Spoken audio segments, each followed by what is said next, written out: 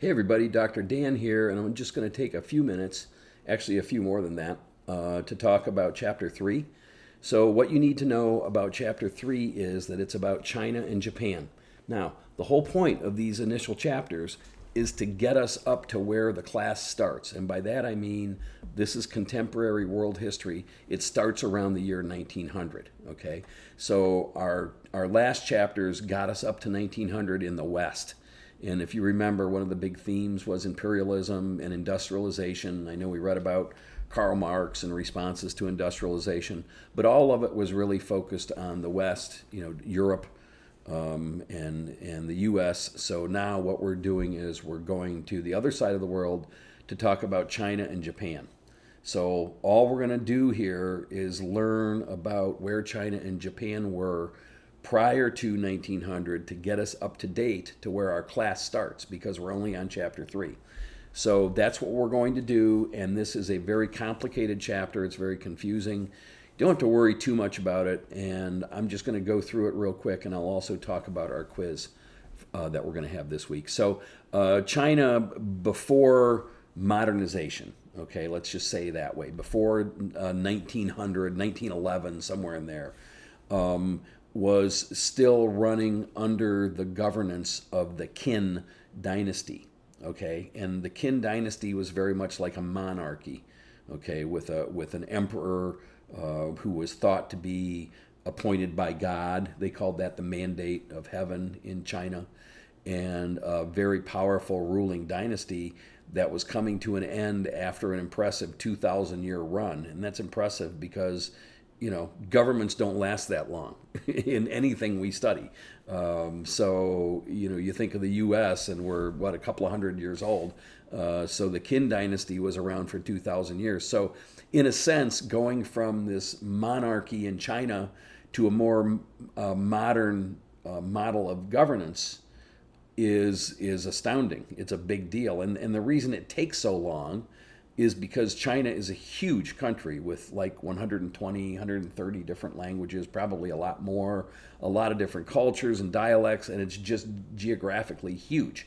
And so, I always make the metaphor in my classes that China is like a big old freighter ship. It's really hard to steer. It's hard to turn because it's so big and it's so complicated. And we're witnessing that today in the modern news with COVID and other things. When you see some of the footage from China, there's still issues of control. And China's always been big. It's always been hard to control. It's always had a population issue. There's just a lot of people there. That's a quiz question, by the way. That China, why is it so hard to govern? And one of the reasons is it's just so big with so many people. It's so hard to control because of the population. So the chapter talks about the Qin dynasty, and then really what it starts to talk about is the West comes in, and by the West I mean the Germans and the English and the Americans and the Dutch, and the West comes in and tries to start to trade with China, and China rejects these outsiders because they think Westerners are pretty disgusting and gross, and that's well understood because the Chinese were a very honorable culture that favored agriculture and hard work as part of sort of the Confucianism, the idea that you should live honorably and live the right way.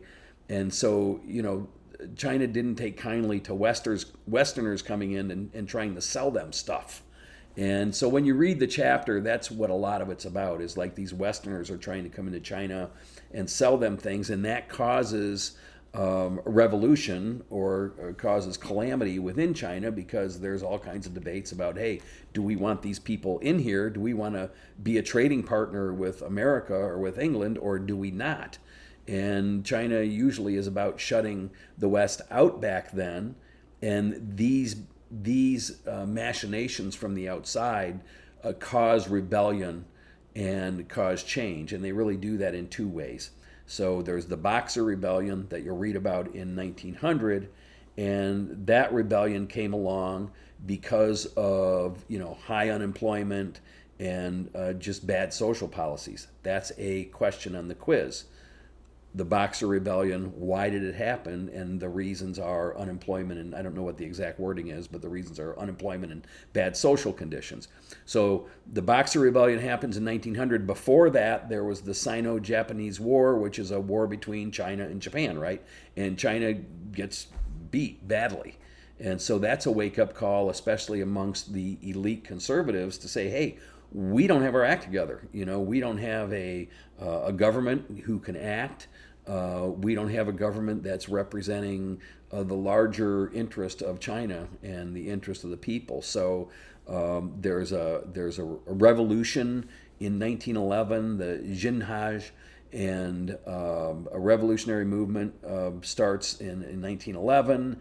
And the end result is that the new Republic of China is formed, and it's a more modern government. Now, it's not the current Republic of China, the People's Republic of China. Okay, there's a lot we have to talk about, but if you remember, our goal here was to bring you up to date to as where China was before the class starts. It was ruled by this old ruling dynasty. Okay, and where is it at around 1900? And the answer is around in 1911, this revolution starts and the new Republic of China is formed.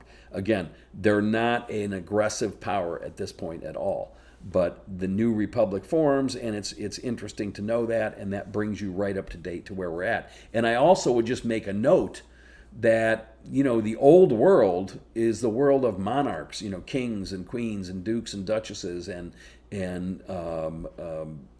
you know, these families that, like feudalism, you know, families that run things, and powerful dynasties that run things. So that's coming to an end in China, and it's also going to come to an end in Japan at around the same time. So now I'm switching from China to Japan. All right, China begins to modernize around 1911 with the fall of the Qin dynasty. We just talked about that. Japan develops differently because where China is more like a monarch with the emperor and this dynasty, an old family dynasty, Japan is under something called a shogunate system, which is more a form of feudalism.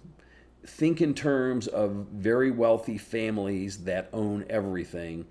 Those are the shoguns. Okay, so there's a picture on my screen here. Hopefully you can see this. Tokugawa of the Edo shogunate. So that's like the area around Tokyo. So the shogunates were their own little city-state cultures on their own. And they had a class system within inside of them, and the military class, the military leaders in a shogunate were known as samurai. Many of you heard that word before.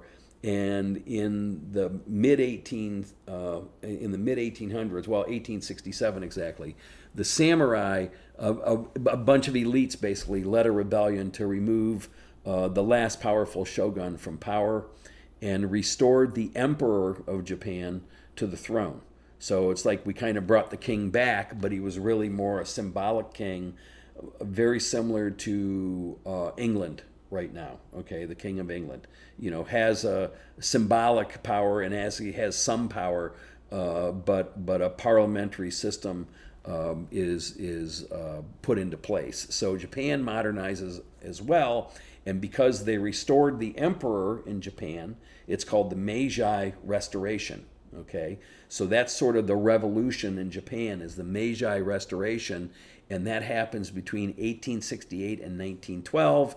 You don't need to remember those dates, but you do need to know that, hey, far out, 1912 brings us kind of up to date to where we're at in this class, which is what we wanted to accomplish here. So mission accomplished, all right?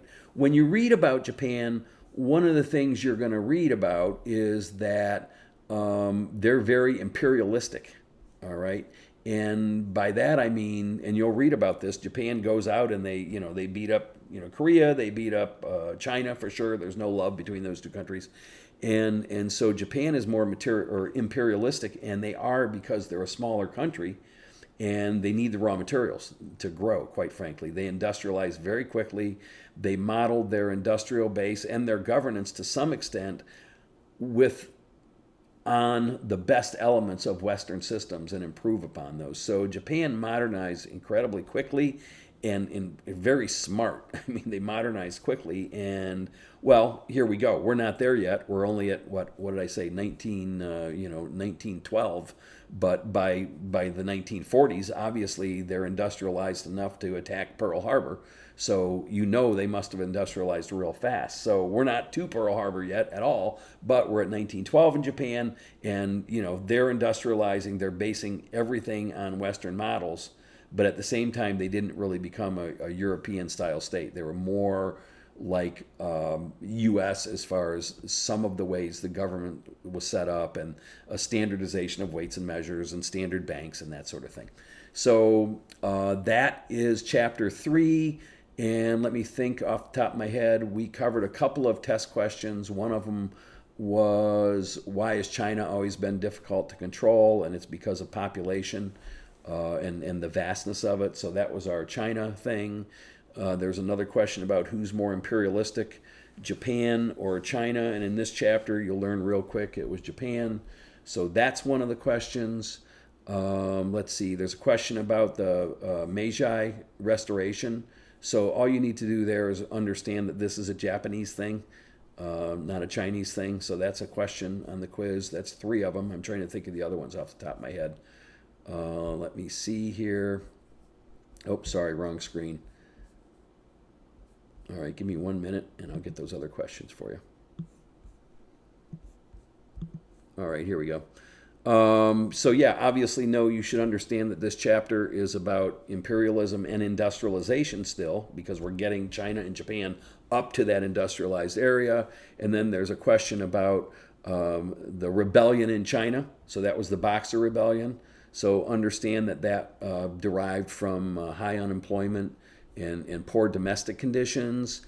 And I think that's it. We covered everything on chapter 3. We covered sort of getting China up to 1900. We covered getting Japan up to 1900. We went over the quiz. It's real easy. And I'll see you again next week for chapter 4. Have a great day, everybody. Bye-bye.